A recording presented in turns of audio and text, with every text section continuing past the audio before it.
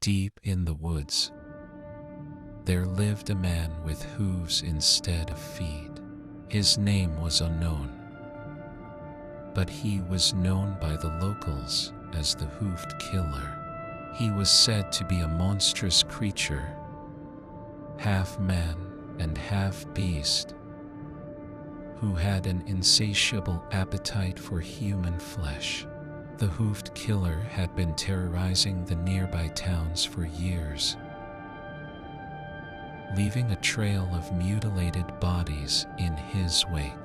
No one knew where he came from or why he was driven to such violence, but everyone knew to stay far away from the woods at night. Despite the danger, a group of curious teenagers decided to venture into the woods to try and catch a glimpse of the Hoofed Killer. They had heard the stories, but they didn't believe in monsters.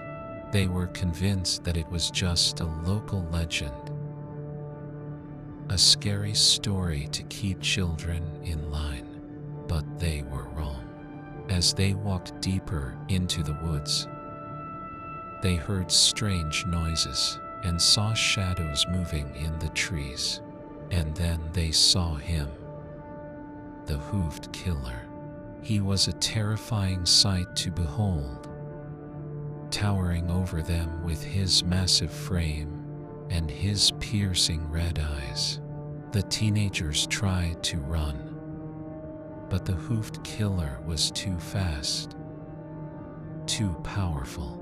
He chased them through the woods, snarling and growling like a wild animal.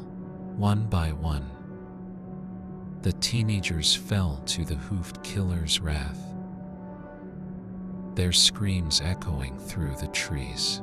And as he devoured their flesh, the Hoofed Killer let out a haunting laugh, a sound that would haunt the survivors for the rest of their lives. The townspeople never forgot the tragedy that had occurred in the woods, and they made sure to warn future generations of the danger that lurked within.